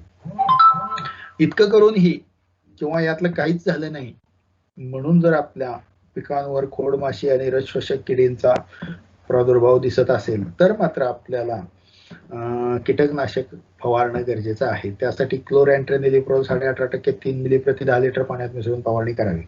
क्लोरॅन्ट्रेनिलिप्रोल म्हणजे मार्केट नेम आहे कोराजन. तर 3 मिली प्रति 10 लिटर पाणी याचा डोस अत्यंत कमी आहे. ठीक आहे. त्यानंतर एकात्मिक पद्धतीने नियंत्रण करताना गरज असेल तरच पाने खाणाऱ्या आळ्यांसाठी आपण रासायनिक उपाययोजना करायची आहे. आपल्या पिकामध्ये जर स्पोडोप्टेरा दिसते, केसाळ अळी दिसते किंवा पाने गुंडाळणारी अळी दिसते तर मात्र रासायनिक उपाय केल्याशिवाय पर्याय नाही. त्यासाठी एंडोक्साकार्प 15.8% EC 6.6 मिली प्रति 10 लिटर पाणी, 10 लिटर पाण्यात 6.6 मिली इतका डोस दिलेला आहे. डेकोमेथ्रिन 2.8% SF 10 मिली प्रति 10 लिटर पाणी किंवा क्लोरपायरिफॉस 20% प्रवाही 20 मिली प्रति 10 लिटर पाण्यातून. अशा पद्धतीनं आपण कीटकनाशकांची निवड करायची आहे. आता निवड केल्यानंतर आपल्याला माहिती आहे की आपल्या पिकांमध्ये कुठंतरी अंडीपुंज दिसत आहेत किंवा एखाद दुसऱ्या ठिकाणी केसाळ अळ्यांचा प्रादुर्भाव पानाच्या खालच्या बाजूला दिसत आहेत. पानं कागदासारखी पांढरी पडलेली आहेत, कुरतडलेली आहेत असं दिसते. तर अळ्यांच्या पहिल्या 1 किंवा 2 अवस्थेमध्येच या औषधांची फवारणी करणं गरजेचं आहे. त्यावेळेला जर फवारणी केली तर 100% आपल्याला नियंत्रण मिळणारच. मात्र एकदा का 3ऱ्या 4थ्या 5व्या अवस्थेमध्ये अळी गेली तर मात्र या प्रमाणात औषध फवारून फारसा उपयोग होत नाही. म्हणून सुरुवातीलाच लक्ष देणं, रोजच्या रोज आपल्या पिकाकडं नजर टाकणं हे गरजेचं आहे. जर हे केलं तर हे पाणी खाणाऱ्या अळींसाठी एकही औषध फवारणी आवश्यक नाही. आता राहिला चक्री भुंगा. चक्री भुंग्यासाठी बीज प्रक्रिया ही थायोमेथोक्झामची केली असेल तर चक्री भुंग्याला काही प्रमाणात प्रादुर्भाव थांबतो. जर नसेल आणि मोठ्या प्रमाणात चक्री भुंगा आपल्याला दिसत असेल तर थायक्लोप्रिड 29.7% SC 15 मिली प्रति 10 लिटर पाण्यात मिसळून फवारणी करायची आहे. जर बीज प्रक्रिया केली नसेल तर पेरणीच्या वेळेला फोरेट 15 किलो प्रति हेक्टरी. जर उशिरा अवस्थेत म्हणजे फ्लावरिंग नंतर चक्री भुंगा दिसत असेल तर क्लोरॅन्ट्रेनिलिप्रोल 18.5% 3 मिली प्रति 10 लिटर पाणी या प्रमाणात फवारणी करणं गरजेचं आहे. यापैकी आता गरजेनुसार 1 किंवा 2 फवारण्या करायच्या आहेत. चक्री भुंगा हा फारसा प्रॉब्लेम आपल्याकडं असणार नाही, पण पाने खाणाऱ्या अळ्यांचा असू शकतो. पाने खाणाऱ्या अळ्या जर जास्त प्रमाणात असतील तर एकदा फवारणी करून चालणार नाही. 8 दिवसाच्या अंतरानं 2 फवारण्या घेणं हे गरजेचं आहे. ही परिस्थिती बघून ज्या त्या शेतकऱ्यांनी निर्णय घ्यायचा आहे. हा आहे प्रकाश सापळा, चिकट सापळे, एकामगन सापळे. चिकट सापळे शेतामध्ये लावावे. त्यानंतर निंबोळी अर्काचा वापर. आता या व्यतिरिक्त आपल्या शेतामध्ये काही नैसर्गिक शत्रू, या किडींचे नैसर्गिक शत्रू दिसून येतात. जसं की ही क्रायसोपा आहे. आता हा जो पहिला फोटो दिसतोय ही क्रायसोपाची ही अंडी आहेत. अशा प्रकारची ज्याला असं खाली देठासारखा भाग आहे आणि वर अंडे आहे, अशी तरंगती अंडी जर दिसली तर समजायचं की आपल्या पिकामध्ये क्रायसोपा आहे. क्रायसोपा आहे म्हणजे वेगवेगळ्या प्रकारच्या पाणी खाणाऱ्या अळ्या असतो किंवा रस शोषणाऱ्या असोत, त्यांचा नायनाट करण्यासाठी निसर्गाने आपल्याला मार्ग उपलब्ध करून दिलेला आहे. हा लेडीबर्ड बिटल आहे. ह्याला मावा खूप आवडतो आणि ज्या ठिकाणी मावा आहे त्या ठिकाणी लेडीबर्ड बिटलचाही प्रादुर्भाव संख्या बऱ्यापैकी दिसून येते. त्यानंतर ही आहे मगरी आळी. ती सुद्धा वेगवेगळ्या किडींची अशी अंडी खात असते. सिरफिड माशी, सिरफिड फ्लाय सुद्धा या वेगवेगळ्या किडींवर अटॅक करते. शक्यतो अंडी ज्या आहेत त्या अंड्यामध्ये स्वतःची अंडी घालते. त्यानंतर आपल्याला शेतात अशा काही अळ्या दिसतील की ज्याच्यावर पांढरट, हिरवट किंवा पिवळसर रंगाची बुरशी वाढलेली आहे. हे त्या अळीचे नैसर्गिक शत्रू आहेत. आपण काय करतो, हीच बुरशी प्रयोगशाळेमध्ये वेगळी करतो, शुद्ध स्वरूपात ती वाढवतो आणि नंतर शेतकऱ्यांसाठी एकतर बिव्हेरिया बॅसियाना म्हणून देतो किंवा मेटारिझिम ॲनिसोप्ली म्हणून देतो किंवा नोमोरिया रिलाई या नावानं आपण देत असतो. तर हे नोमोरिया रिलाईची वाढ झालेली दिसून येते. अशा अळ्या भरपूर प्रमाणात मरून गेलेल्या दिसतात. तर हे झालं आपलं किडींबद्दल. आता आपण सोयाबीनवरील रोग पाहू. महत्वाचा रोग आहे आपल्या भागामध्ये तांबेरा, त्यानंतर करपा, मग तो पानावरील करपा, शेंगेवरील करपा, पानावरील ठिपके, बुरशीजन्य आणि जीवाणूजन्य, चारकोल रॉट, कॉलर रॉट आणि महत्वाचा मोझॅक. तर या रोगांबद्दल आपण बघू. तांबेरा रोग मला वाटते बहुतेक शेतकऱ्यांनी पाहिलेला आहे.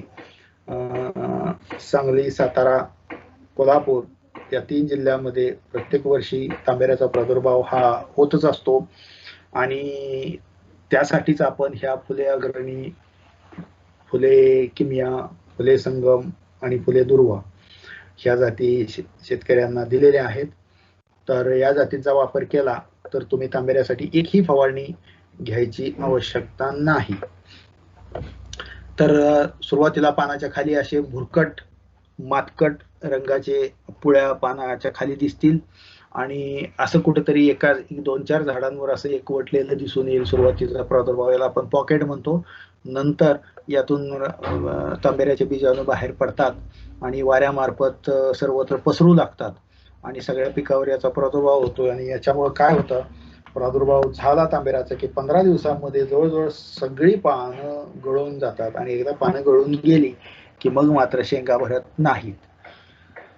हे बघा, हे फुले अग्रणीचं आपण डेमॉन्स्ट्रेशन घेतलं होतं. ही इकडे जी दिसते ही फुले अग्रणी आहे आणि त्याच वेळेला इकडे जी दिसते ही JS 335 आहे. दोन्ही पेरणी एकाच वेळेला केलेली आहे आणि दोन्हीवर कुठल्याही प्रकारच्या औषधांची फवारणी झालेली नाही. अशा परिस्थितीत ही फुले अग्रणी आपल्याला पूर्ण तांबेऱ्यापासून मुक्त दिसते आणि इथं जवळजवळ 90-95% पानं गळून गेलेली आहेत आणि उत्पन्नाला या ठिकाणी मोठा मार बसतोय. तर अशा पद्धतीचं हे डेमॉन्स्ट्रेशन आहे. करपा औषध तुम्हाला मी एकत्रितपणे सांगतो नंतर. तर करपा जो रोग आहे, पाने करपणे, पानावर सुरुवातीला ठिपके येतात, नंतर हे एकमेकात मिसळतात आणि पानाचा बराचसा मोठा भाग करपलेला दिसून येतो. कधी कधी असे शेंडे करपलेले दिसून येतात.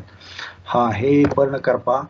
हा आहे शेंगेवरील करपा. शेंगेवर असे काळे डाग तुम्ही नक्की पाहिले असतील. ज्या वेळेला काढणीच्या आधी पाऊस पडून गेला की 100% अशा प्रकारचे काळे डाग आपल्या शेंगांवर दिसायला सुरुवात होते. बारकाईने बघितलं तरी याच्यावर काळे काळे काळे छोटे छोटे छोटे एकदम गडद काळ्या रंगाचे असे ठिपके दिसून येतात. ह्या ठिपक्यांमध्ये या बुरशीची बीजाणू फळे वाढतात. आता या गोलामध्ये दिसेल तुम्हाला ही शेंग वाढलेली आहे. आता ही पूर्णच चपटी झालेली आहे. याच्यामध्ये काहीही बी तयार होत नाही. झालं असेल तर अत्यंत बारीक सुरकुतलेलं की जे फेकून देण्याच्या योग्यतेचं आहे असं. तर हा आहे शेंगेवरील करपा. याच्यावर हे काळे काळे काळे काळे ठिपके दिसतात. केवळ शेंगेवर नाही, पानाच्या देठावर, अगदी खोडावर सुद्धा अशा प्रकारचे काळे काळे ठिपके दिसून येतात आणि अशा झाडांना एकंदर शेंगांची संख्या जी आहे ती कमी लागलेली दिसून येते. त्याला आपण अँथ्रॅकनोज किंवा पॉड ब्लाइट असं म्हणतो. ह्या बुरशीचा प्रसार बियाणाद्वारे होतो. त्यामुळे जमिनीमध्ये आपल्या झाडांचे जे अवशेष आहेत, पानं आहेत, देठ आहेत किंवा खोडं जी पडलेली आहेत, त्याच्यावर ही बुरशी वर्षानुवर्षे जगते. म्हणजे काय, जर हा प्रादुर्भाव जास्त असेल तर पिकाची फेरपालट करणं हा मुद्दा या ठिकाणी समोर येतो. साधारणपणे 25% पर्यंत या रोगाचा प्रादुर्भाव प्रत्येक वर्षी दिसतो, पण 100% पर्यंत सुद्धा नुकसान झालेली जी नोंद आहे. तापमान जास्त आहे, आर्द्रता वाढलेली आहे, अशा वेळेला जास्त प्रमाणात ह्या बुरशीचा हल्ला होतो. पीक फुलोऱ्यात असताना खोड, पाने याच्यावर लालसर रंगाचे गडद तपकिरी रंगाचे ठिपके किंवा चट्टे दिसून येतात आणि त्याच भागावर या बुरशीची बीजाणुफळे म्हणजे ॲसोरुदाय वाढत असतात. ज्या शेंगांना प्रादुर्भाव झालेला आहे त्या फिकट हिरव्या बनतात, नंतर हळूहळू वाळतात, चपट्या बनतात, त्याच्यावर काळे काळे ठिपके दिसून येतात आणि एकंदरीत त्या शेंगेतून काहीही दाणे आपल्याला मिळत नाहीत. लवकर जर या रोगाचा प्रादुर्भाव झाला तर पानं पिवळे होऊन पानांचे गळ सुद्धा दिसून येते. बियाणामार्फत या रोगाचा प्रसार होतो, म्हणून रोगट प्लॉट मधील बियाणं पुढील पिकासाठी वापरणं हे अयोग्य ठरतं. आता ह्या शेंगेवर लक्षण थोडंसं व्यवस्थित दिसतंय. तर या रोगाच्या नियंत्रणासाठी बीज प्रक्रिया हा महत्वाचा मुद्दा आहे. त्यासाठी आपण थायरम वापरू किंवा कॅप्टन वापरू किंवा आपण ट्रायकोडर्मा वापरू. एक तर ट्रायकोडर्मा वापरू किंवा बुरशीनाशक वापरू, दोन्हीपैकी एक काहीतरी वापरणं गरजेचं आहे. ट्रायकोडर्मा जर वापरायचा असेल तर 1 किलो बियाणास 10 ग्रॅम आणि थायरम वापरायचं असेल तर प्रति किलो बियाणास 3 ग्रॅम या प्रमाणात बीज प्रक्रिया करायची आहे. आणि ज्या वेळेला शेंगा लागलेल्या असतील आणि ढगाळ हवामान आहे, पाऊस पडणार आहे, अशा परिस्थितीत मात्र कॉपर ऑक्झिक्लोराइड किंवा मॅन्कोझेब या बुरशीनाशकांची फवारणी करणं गरजेचं आहे. 10 लिटरसाठी कॉपर ऑक्झिक्लोराइड 25 ग्रॅम किंवा मॅन्कोझेब 10 ग्रॅम 10 ग्रॅम नाही 20 ग्रॅम या प्रमाणात त्याची फवारणी करणं हे गरजेचं आहे.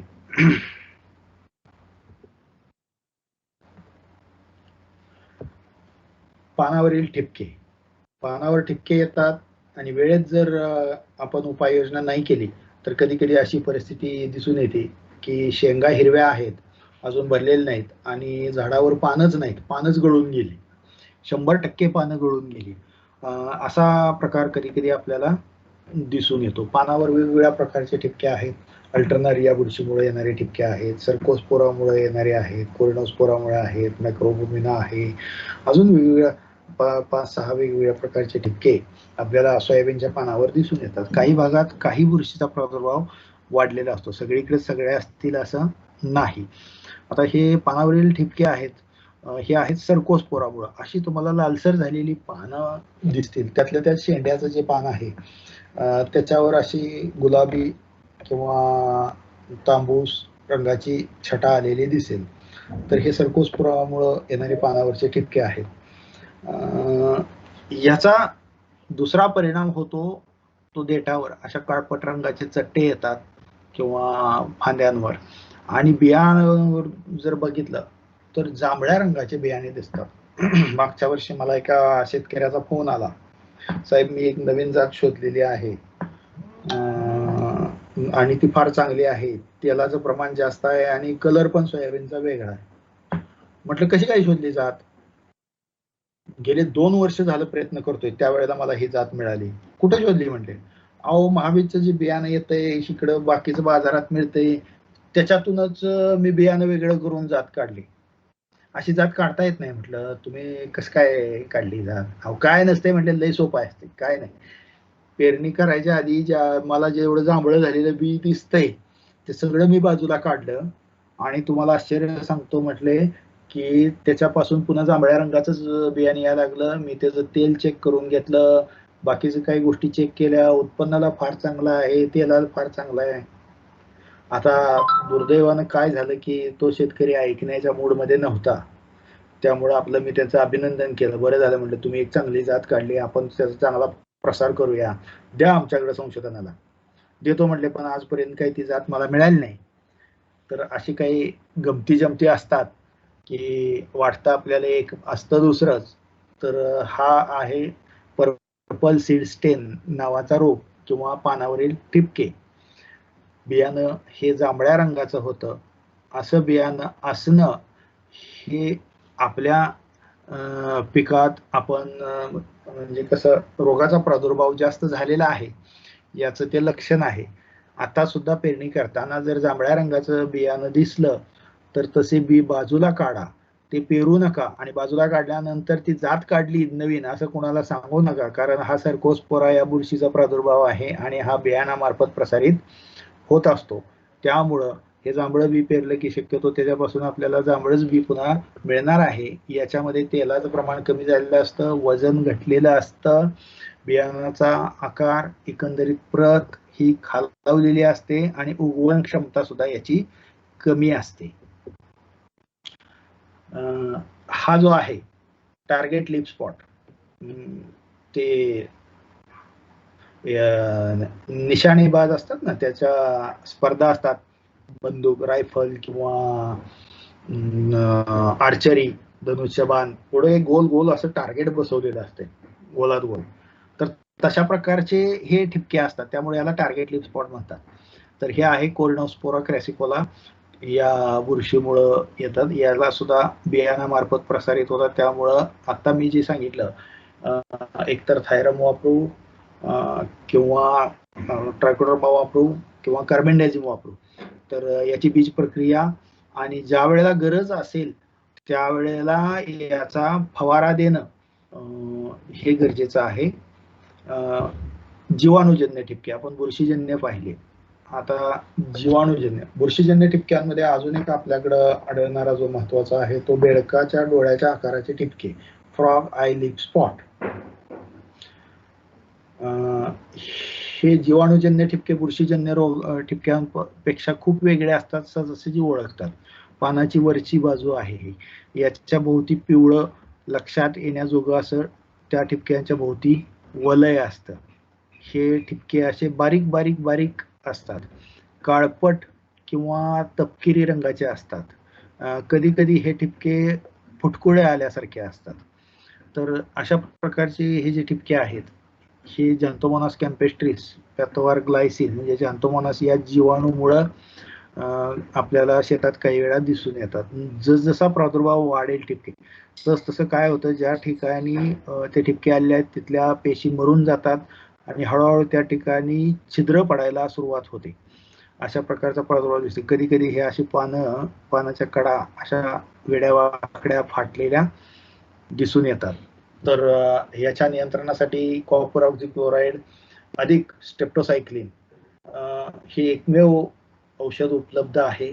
कॉपर ऑक्झिक्लोराइड 1 लिटर पाण्यासाठी 3 ग्रॅम, किंवा आपण असं करू 10 लिटरच्या हिशोबात बोलू, 30 ग्रॅम कॉपर ऑक्झिक्लोराइड, त्याच्यामध्येच 1 ग्रॅम स्ट्रेप्टोसायक्लिन मिसळून फवारणी केली, 15 दिवसाच्या अंतरानं दुसरी फवारणी करावी, तर हा रोग बऱ्यापैकी आटोक्यात येतो. आता हे सांगायचं कारण असं की काही भागामध्ये ह्या रोगाचा प्रादुर्भाव फार मोठा आहे आणि त्या ठिकाणी तांबेरा आला अशी आपली सहजासहजी फसगत होते. आपण तांबेऱ्यासाठी औषध फवारत बसतो आणि हा रोग नियंत्रणात येत नाही. या रोगामुळे सुद्धा मोठ्या प्रमाणात नुकसान हे होत असतं. शक्यतो मी सर्वेमध्ये पाहिलं की मराठवाड्यामध्ये लातूर, उस्मानाबाद या भागात या रोगाचा प्रादुर्भाव मोठा आहे. कोल्हापूरमध्ये कागल, गडिंग्लज, त्याचबरोबर शिरोळच्या भागामध्ये सुद्धा ह्या रोगाचा प्रादुर्भाव बऱ्यापैकी दिसून येतो. त्यामुळे तेथील शेतकऱ्यांनी हे लक्षात ठेवावं की 30 ग्रॅम कॉपर ऑक्झिक्लोराइड आणि 1 ग्रॅम स्ट्रेप्टोसायक्लिन 10 लिटर पाण्यामध्ये मिसळून 2 फवारण्या देणं आवश्यक आहे. चारकोल रॉट, मॅक्रोपोमिना फॅसिओलेना ह्या बुरशीमुळे होतो. चारकोलचा अर्थ तुमच्या लक्षात आला असेल की कोळसा, कोळशासारखं काहीतरी आहे. आणि रॉट म्हणजे कूज, झाडाचा बुंधा कुजतो आणि त्याच्यामध्ये कोळशासारखी काळी पावडर तयार होते. या ठिकाणी तुम्हाला दिसेल अगदी कोळशासारखी काळी पावडर याच्यात दिसेल. वरची साल जी आहे ती सडून जाते. या सालीच्या आतल्या बाजूला हा चारकोल रॉड दिसून येतो. आणि ही जी कूज आहे ही कोरडी कूज आहे, कोरड्या मातीमध्ये येणारी ही कूज आहे. हाच रोग ज्वारीमध्ये येतो, बाजरीमध्ये येतो, मक्यामध्ये येतो. ज्या ठिकाणी हलक्या जमिनी आहेत, ज्या ठिकाणी कोरडवाहू परिस्थिती आहे, ज्या ठिकाणी या नात्या कारणामुळं पाण्याचा ताण मोठ्या प्रमाणात जास्त काळ दिसून येतोय आणि मातीचं तापमान वाढतंय, अशा परिस्थितीत हा मॅक्रोफोमिना आहे तो उचल खातो आणि या पद्धतीनं कूज जी आहे ती येते. तर एकंदरीत ही कूज खोडाच्या वरच्या बाजूला आणि खाली मुळाकडच्या बाजूला दोन्हीकडे वाढत जाते आणि अशी रोपं झाडं जी आहेत ती पूर्णतः मरून जातात. त्यामुळं हा रोग ज्या ठिकाणी दिसत असेल त्या ठिकाणी पाण्याचा ताण पडू द्यायचा नाही, ही काळजी आपण घ्यायची आहे. चारकोल रॉट मुळे जर प्रादुर्भाव जास्त झाला तर अशा प्रकारे ही रोप मरायला सुरुवात होते.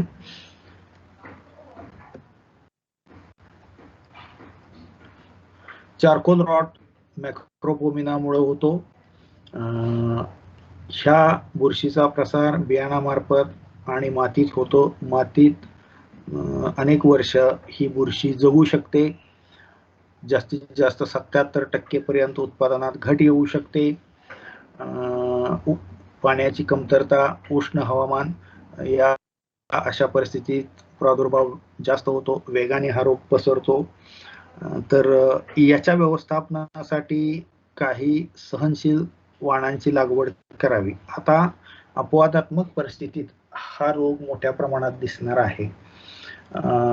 जर सांगली, सातारा आणि पूर्ण कोल्हापूर जिल्हा, सांगली साताऱ्याचा पश्चिम भाग आणि संपूर्ण कोल्हापूर जिल्हा जर पाहिला तर त्या ठिकाणी शक्यतो जास्त पाऊस आहे. ज्या ठिकाणी काळ्या जमिनी आहेत त्या ठिकाणी सुद्धा रोपं मरतात, मात्र त्या ठिकाणी मॅक्रोपोमिना नसतो, हे लक्षात घ्या. पूर्व भागामध्ये जिथं कोरडवाहू जमीन जास्त आहे लागवड, अशा ठिकाणीच हा येऊ शकतो. म्हणजे काही अपवादात्मक परिस्थितीत हा दिसणार आहे. अशा ठिकाणी मात्र NRC 37, MACS 13 यासारख्या काही प्रमाणात सहनशील असणाऱ्या वाहनांची लागवड करायला हरकत नाही. त्यानंतर बीज प्रक्रिया करणं गरजेचं आहे, कारण बियाणामार्फत रोग पसरतोय, शिवाय मातीमध्ये जगतोय. म्हणून थायरम किंवा कॅप्टन 3 ते 4 ग्रॅम प्रति किलो किंवा ट्रायकोडर्मा 10 ग्रॅम प्रति किलो या प्रमाणात बीज प्रक्रिया अवश्य करावी. पिकांची फेरपालट करणं अत्यंत गरजेचं आहे. प्रत्येक वर्षी जर आपण सोयाबीन लावत गेलो तर एक वेळ अशी येते की मातीमध्ये खूप मोठ्या प्रमाणात या बुरशीचा प्रादुर्भाव होतो आणि नंतर ही बुरशी सुद्धा बहुभक्षी असल्यामुळं तुम्ही सोयाबीन लावलं काय किंवा ज्वारी बाजरी लावली काय त्याच्यावरही याचा प्रादुर्भाव होतो. जर या रोगाचा प्रादुर्भाव जास्त होत असेल पण पिकाची फेरपालट करणं शक्य नाही, अशा ठिकाणी मिश्र पीक पद्धतीचा अवलंब करावा, जेणेकरून या रोगाचा काही प्रमाणात प्रसार थांबतो. आता हा जो आहे हा आपल्याकडे दिसणारा कॉलर रॉट, स्क्लेरोशियल ब्लाइट याला म्हणतात किंवा कॉलर रॉट म्हणतात. स्क्लेरोशियम रोल्साय नावाच्या बुरशीमुळं हा रोग येतो. ज्या ठिकाणी पाण्याचा निचरा कमी आहे, वारंवार ज्या ठिकाणी पावसाचं प्रमाण आहे, आर्द्र हवामान ज्या ठिकाणी आहे, अशा ठिकाणी हा रोग येतो आणि पाणी साठून राहिलेल्या ठिकाणी आपली जी रोपं मेलेली दिसतात त्याला बहुधा हा कॉलर रॉट कारणीभूत असतो. खोडावर जर बारकाईने बघितलं मातीलगत तर त्या ठिकाणी एकदम शुभ्र पांढऱ्या रंगाची दाट अशी बुरशी वाढलेली दिसते. नंतर ही बुरशी भुरकट रंगाची होते आणि त्या ठिकाणी या रोगाचे स्क्लेरोशिया किंवा बीजाणू तयार होतात. हा रोग जसा खोडाच्या दिशेत वर वाढतो तसा मुळाच्या दिशेतही वाढतो आणि हळूहळू खोड माती लगत कुजून जातं. खोडाची जी वरची साल आहे ती पूर्णपणे सडून जाते आणि खालून वरून जे तयार होणार अन्न आहे ते मुळाकडे जाणार ते त्या ठिकाणी थांबतं. त्यामुळे मुळांची ही कूज व्हायला सुरुवात होते आणि एकंदर पूर्णपणे ही झाडं वाळून जातात. या ठिकाणी हा प्रादुर्भाव आपल्याला दिसेल. ही पिकातली रोपं गेलेली आहेत वाळून. तर साधी बाब, पाणी ज्या ठिकाणी जास्त साठणार त्या ठिकाणी कॉलर रॉट येणार. या रोगामुळे 30 ते 40% पर्यंत घट शक्य आहे. झाडाच्या जमिनीलगतच्या खोडावर आता मी सांगितलं त्या पद्धतीने स्क्लेरोशिया दिसतात. लहान रोपं असतील तर लगेच पिवळी पडून मरून जातात आणि यासाठी शेतीची मशागत चांगल्या प्रकारे होणं गरजेचं आहे. रोगास सहनशील वाण निवडणं गरजेचं आहे. NRC 37 हा थोडा सहनशील आहे. जर अशा प्रकारचे लागण आपल्या शेतामध्ये असेल तर रोगट झाडं बाहेर काढून उकिरड्यात न टाकता ती वाळवून जाळून टाकली पाहिजे, तर ह्या बुरशीचा प्रादुर्भाव कमी होतो. तिथंच बांधावर टाकली तर बांधावरून पुन्हा ही बुरशी आपल्या शेतात येते. त्यामुळं जाळून टाकणे, पुरू नये हा एकमेव उपाय आहे. पिकांची फेरपालट आवश्यक आहे आणि शक्य असल्यास क्लोरनेप या बुरशीनाशकाची हेक्टरी 20 किलो या प्रमाणात मातीत मिसळणं गरजेचं आहे. पेरणी करताना क्लोरनेपचा आपण मातीमध्ये वापर केला पाहिजे. पण आता काय झालेलं आहे की ह्यातली बरीचशी औषधं आता बॅन झालेली आहेत. त्यामुळे सध्या याच्यासाठी टाकता येईल असं प्रभावशाली औषध आपल्याकडे उपलब्ध नाहीये. आता राहिला विषाणूजन्य रोगांचा गट. याच्यामध्ये पिवळा मोझॅक आणि सोयाबीन मोझॅक दोन प्रकारचे मोझॅक दिसतात. पिवळा मोझॅक पानावर जर हळदीसारखा पिवळा रंग येत असेल तर याला आपण पिवळा मोझॅक म्हणतो. पिवळा मोझॅकचा प्रादुर्भाव होताना आपल्याला नेहमी शेंड्याकडील जो भाग आहे तोच पिवळा झालेला दिसून येईल. नवीन येणारी जी पानं आहेत ती पिवळी धमक बाहेर पडलेली दिसतील आणि कालांतरानं हे झाड पूर्ण हळदीसारखं पिवळं दिसतं, म्हणून याला पिवळा मोझॅक असं म्हणतात. तर ह्या रोगाचा जो प्रसार आहे तो पांढऱ्या माशीमुळे होत राहतो. म्हणून या रोगाच्या नियंत्रणासाठी पांढऱ्या माशीचं नियंत्रण करणं हे महत्वाचं आहे. त्यासाठी डायमिथोएट 30% प्रवाही 10 मिली किंवा मिथाइल डिमॅटॉन 10 मिली 10 लिटर पाण्यात मिसळून याची फवारणी करणं गरजेचं आहे. पावसाने ओढ दिली की पांढरी माशी वाढते. त्याचबरोबर इतरही रस शोषक किडी वाढतात. जसं मी तुम्हाला सांगितलं की खोडमाशी आणि कोरडेपणा किंवा पावसाचा ताण देणे याचा जवळचा संबंध आहे. तसंच याचंही आहे. तर काही काळ पावसानं ओढ दिलेली आहे. आता आपण पाहतोय की पाऊस सुरू होता होताच 25 जून उघडतोय आणि नंतर 15 ते 20 जुलैपर्यंत पाऊस पडतोय किंवा 25 जुलैपर्यंत आणि नंतर एक 15 ते 20 दिवस पावसाचा गॅप असतो.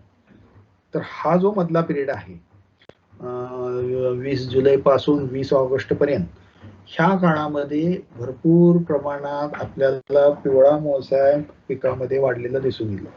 पिवळं झालेलं झाड दिसलं की त्याच्याकडे दुर्लक्ष न करता ते काढून त्याचा नायनाट करायचंय. आता हे वाळवत बसायचं नाही, सरळ आपल्या म्हशीला किंवा बैलासमोर नेऊन टाकायचं. आवडीनं खातील, काही अडचण नाही, काही होणार नाही जनावरांना. हे तुम्ही त्यांना खायला टाका. जर समजा हे असंच ठेवलं तर ह्याच्यापासून विषाणू चांगल्या झाडांमध्ये प्रसारित होणार आणि मोठ्या प्रमाणात पिवळेपणा दिसून येईल. हा झाला पिवळा मोझॅक. आता आहे हा सोयाबीन मोझॅक. याच्यामध्ये पिवळसरपणा येत नाही, पण पानं अशी चुरगळल्यासारखी, पानावर फोड आल्यासारखे दिसतील. पानाचा आकार कमी झालेला आहे, पानं वेडी वाकडी झालेली आहेत, पानं खडबडीत झालेली आहेत. झाडाची उंची बऱ्यापैकी घटलेली आहे आणि झाडाला कमी प्रमाणात फुलं आणि कमी प्रमाणात शेंगा लागलेल्या आहेत, असं लक्षण आपल्याला या सोयाबीन मोझॅक मध्ये दिसतो. हा बियाणामार्फत प्रसारित होणारा रोग आहे. त्यामुळं सोयाबीन मोझॅकचं जर झाड दिसलं तर काढून त्याचा नायनाट करावा. जर आपल्या पिकामध्ये भरपूर प्रमाणात मोझॅक होता आणि त्याचंच बियाणं यावर्षी वापरायला ठेवलं असेल तर कृपया वापरू नका, नाहीतर यावर्षी पुन्हा सोयाबीन मोझॅकचा प्रादुर्भाव आपल्या पिकात मोठ्या प्रमाणात दिसेल आणि उत्पादनात घट येईल. आता सगळ्याच रोगांचं एकत्रितपणे एकात्मिक पद्धतीने नियंत्रण करू. मगाशी सांगितल्याप्रमाणे उन्हाळ्यात खोल नांगरट ही गरज आहे. पेरणीची योग्य वेळ, जर आपल्या भागामध्ये तांबेरा रोग येतोय असा अनुभव असेल तर उशिरा पेरणी करूच नये, लवकर पेरणी करावी. 1 जूनला पेरणी केली तर चालते. आपण 15 मेला पेरणी करायचा विचार करू जर आपल्याकडे पाण्याची उपलब्धता असेल. नसेल, जूनच्या पहिल्या आठवड्यात पेरणी करणं हे गरजेचं आहे. हे का, आता हे मी तुम्हाला जरा विस्तृतपणे सांगतो. याचं कारण असं आहे की गेल्या 10 ते 15 वर्षामध्ये आम्ही सोयाबीन पिकांचा सर्वे केला सांगली, सातारा, कोल्हापूर या जिल्ह्यांमध्ये. त्यात असं आढळून आलं की तांबेरा रोग हा साधारणपणे सप्टेंबरच्या सुरुवातीला आपल्याला कुठंतरी दिसून येतो, तोही शिरोळ तालुक्यामध्ये किंवा कृष्णा काठावर दक्षिणेला कर्नाटक बॉर्डरला कुठंतरी. मग जर हा तांबेरा सामान्यपणे सप्टेंबरच्या पहिल्या आठवड्यात येतो, काही वेळेला हा 15 ऑगस्टला किंवा 20 ऑगस्टला आढळून आलाय. ढोबळ मानानं आपण 15 ऑगस्ट ही वेळ धरून चालतो. जर पेरणी आपली 1 जूनची असेल तर जूनचे 30 दिवस, जुलैचे 60 दिवस झाले आणि 15 ऑगस्ट म्हणजे 75 दिवस 15 ऑगस्ट पर्यंत आपल्या पिकाचे पूर्ण होतात. पुढे राहिला फक्त 1 महिना. ह्या 1 महिन्याच्या कालावधीमध्ये जर आपण समजा कागल तालुक्यात असो किंवा कराड तालुक्यात असो किंवा वाळवा तालुक्यात असो तर 15 सप्टेंबर पर्यंत आपल्याकडे तांबेरा दिसत नाही किंवा आला तर अगदीच मर्यादित प्रमाणात येतोय. मग अशा परिस्थितीत काय होईल, आला तरी येऊ दे, आपल्या शेंगा पूर्ण भरलेल्या आहेत, आपल्याला पानं आता लवकर झडून जाणं ही आपली गरज आहे. उलट राहिलेली पानं कमी वेळ करायला हा तांबेरा मदत करतोय. त्यामुळं वेळेत पेरणी केली तर तांबेरा रोगासाठी फारसं घाबरायची गरज नाही.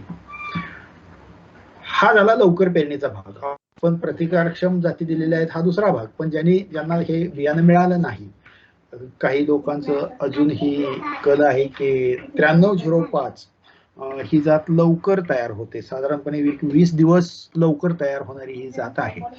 मग ही जात शेतकरी पेरतात. ज्या ठिकाणी कोरडवाहू आहे त्या ठिकाणी ही जात खरंच चांगली आहे. लवकर तयार होणारी असल्यामुळं पाण्याचा ताण पडला तरी सुद्धा उत्पादनावर फारसा विपरीत परिणाम होत नाही, म्हणून या जातीची गरज ही आहे. तर त्या ठिकाणी तांबेऱ्याचा धोका मात्र आहे. JS 335 मोठ्या प्रमाणात लावतात, त्या ठिकाणी तांबेऱ्याचा धोका आहे. पानावरील ठिपक्याच्या बाबतीत ही काहीसं असंच आहे. वेळेत पेरणी केलेल्या किंवा लवकर पेरणी केलेल्या पिकावर अत्यंत कमी प्रमाणात पानावरील ठिपके येतात. परिणामी या रोगासाठी आपल्याला फवारणी करण्याची गरज पडत नाही. म्हणून पेरणीची योग्य वेळ साधणे ही गरज आहे. मगाशी तुम्हाला सांगितलं की स्पोडोप्टेरा, त्यानंतर केसाळ अळी, उंट अळी, पानातील रस शोषणाऱ्या किडी लवकर पेरणी केली तर कमी प्रमाणात दिसतील, उशिरा पेरणी केली तर जास्त प्रमाणात दिसतील. आता रोगांसाठी प्रतिकारक्षम जातींचा वापर करणं, तांबेऱ्यासाठी फुले संगम, अग्रणी, किमया, फुले दुर्वा या जाती आपण दिलेल्या आहेत, याचा आपण जरूर वापर करावा, म्हणजे तांबेरा या समस्येपासून आपली सुटका होईल. शिवाय उत्पादनालाही ह्या जाती इतर जातींपेक्षा खूप चांगल्या आहेत. आता तुम्ही हा विचार करा की आपण JS 335 एकरी किती उत्पादन घेतोय. सामान्यपणे बघितलं तर 7 ते 8 क्विंटल इतकंच उत्पन्न आपल्या घरी येतंय. फार चांगलं जर उत्पन्न घेतलं तर 10-11 क्विंटल पर्यंत शेतकरी गेलेले आहेत. पण तेच जर त्याच पद्धतीनं आपण फुले संगम ही जात वापरली तर सहजासहजी शेतकरी 16 क्विंटल पर्यंत पोहोचलेले आहेत. आपल्याकडे सांगली कोल्हापूरमध्ये तर आहेच आहे, पण जालनामध्ये ज्या शेतकऱ्यांनी माझ्याकडून संगम ही जात नेली त्यांना सुद्धा 16.5 क्विंटल जालनासारख्या त्या वातावरणामध्ये सुद्धा मिळू शकलं. म्हणजे या जातींची उत्पादन क्षमता खूप चांगली आहे. तसंच अनुभव फुले किमयाचा आहे. त्यामुळं या जातीचं बियाणं बऱ्यापैकी आता शेतकऱ्यांनी तयार केलेलं आहे. तर जिथं मिळेल तिथून घ्यायला हरकत नाही. फक्त घेतल्यानंतर उगवण क्षमता तपासून मगच त्याची पेरणी करावी हे गरजेचं आहे. पेरणीसाठी मग सांगितलं मी योग्य प्रमाणात बियाणे आणि अंतर गरजेचं आहे. बीज प्रक्रिया सांगितलेलं आहे तुम्हाला की ट्रायकोडर्मा वापरावे किंवा थायरमचा वापर करावा, वेळेत तण नियंत्रण करावं. पहिल्या 30 दिवसापर्यंत सोयाबीनच्या बाबतीत तण नियंत्रण करणं ही फार गरजेची बाब आहे. जर सुरुवातीला तण वाढली तर पिकाची वाढ फारशी होत नाही आणि उत्पादनात मोठी घट येते. नत्र खताचा मर्यादित वापर केला तर सगळेच रोग कमी प्रमाणात येतात. पाण्याचा ताण बसू दिला नाही तर चारकोल रॉट ह्या रोगाचा प्रादुर्भाव फारसा होत नाही. ज्या ठिकाणी जास्त पाऊस आहे त्या ठिकाणी पाण्याचा उत्तम निचरा करणं हे गरजेचं आहे. निचऱ्याची सोय असणं हे कॉलर रॉट रोगासाठी गरजेचं आहे, तांबेरा रोगासाठी गरजेचं आहे, कारण ज्या ठिकाणी आर्द्रता आहे त्याच ठिकाणी हे रोग जास्त फोफवतात. पानावरील ठिपके सुद्धा निचरा असणाऱ्या जमिनीत कमी दिसतील. आणि जर समजा आपल्या कॉलर रॉट, चारकोल रॉट यासारखे रोग जास्त प्रमाणात असतील तर पिकाची फेरपालट करणं आवश्यक आहे. आता रासायनिक उपाय या रोगांसाठी एक तर मॅन्कोझेब 2 ग्रॅम प्रति लिटर, कॉपर ऑक्झिक्लोराइड 3 ग्रॅम प्रति लिटर, हेक्साकोनाझोल किंवा डायफेनकोनाझोल 1 मिली प्रति लिटर किंवा प्रोपिकोनाझोल 1 मिली प्रति लिटर या प्रमाणात फवारणी घ्यायच्यात. आता इथं मी रोगांची नावं दिलेली नाही, पण आपल्या पिकामध्ये पानावरील ठिपके असतील तरी ही औषधं चालतात, तांबेरा असेल तरीही चालतील. मात्र चारकोल रॉट आणि कॉलर रॉट साठी हे उपाय प्रकारची फवारणी या रोगांसाठी उपयुक्त ठरवू शकत नाही. म्हणून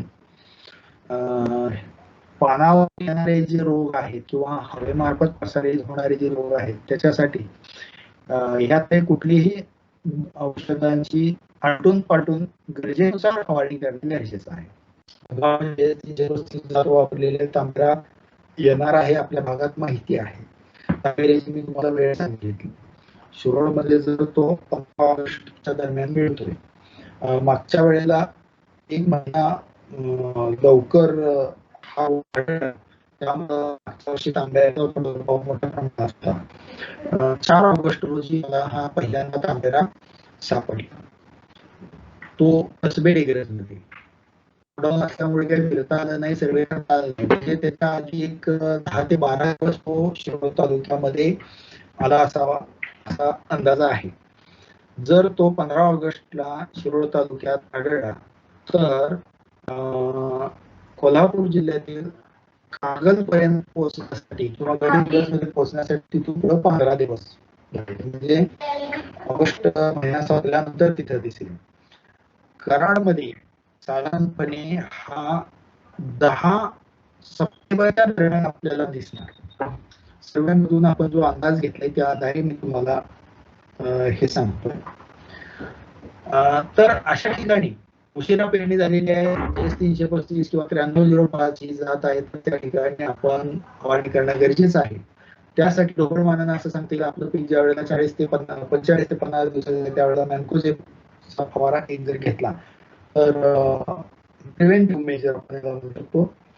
तर तिथून पुढे हे औषध 20 दिवस काम करेल आणि तिथून पुढे जर गरज पडली तरच प्रोपिकोनाझोल, हेक्साकोनाझोल किंवा डायफेनकोनाझोल याची फवारणी घ्यायची. जर पानावरील ठिपके येत आहे तर अशा वेळेला कॉपर ऑक्झिक्लोराइड हे औषध फवारायचं आणि गरज पडली तर हेक्साकोनाझोल याची फवारणी घ्यायची. आता प्रिव्हेंटिव्ह म्हणून जर फवारणी घेतली तर शक्यतो पुढची आपल्याला सिस्टमिक औषधाची फवारणी नाही. त्यामुळे होता होईल तेवढे फवारण्या कशा वाचवता येईल या दृष्टीने आपलं औषधाचं नियोजन असणं गरजेचं आहे. याच्यापेक्षा फार भारीतली औषधं तुम्ही दुकानातून आणून वापरत असणार आहे, मला माहिती आहे.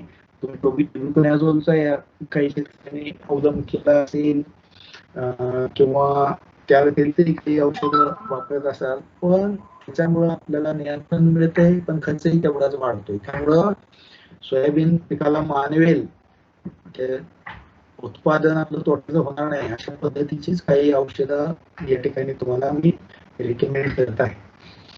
त्या दृष्टीने आपण विचार करूया.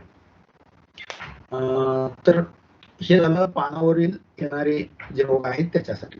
आता अजून राहिला पानावरील येणारा म्हणजे मोसॅक. मग दोन्हीपैकी कुठलाही असो पांढऱ्या माशीचं नियंत्रण करणे गरजेचं आहे.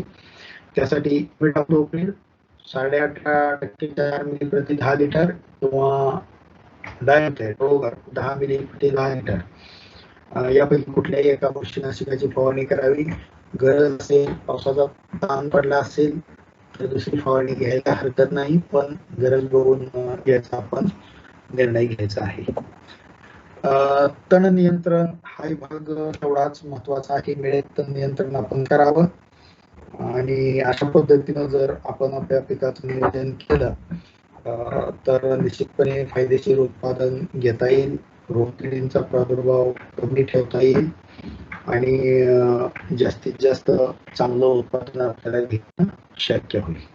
चला, तर या ठिकाणी मी थांबतोय. आता आपल्याला जर काही शंका असतील तर त्या मांडायला हरकत नाही.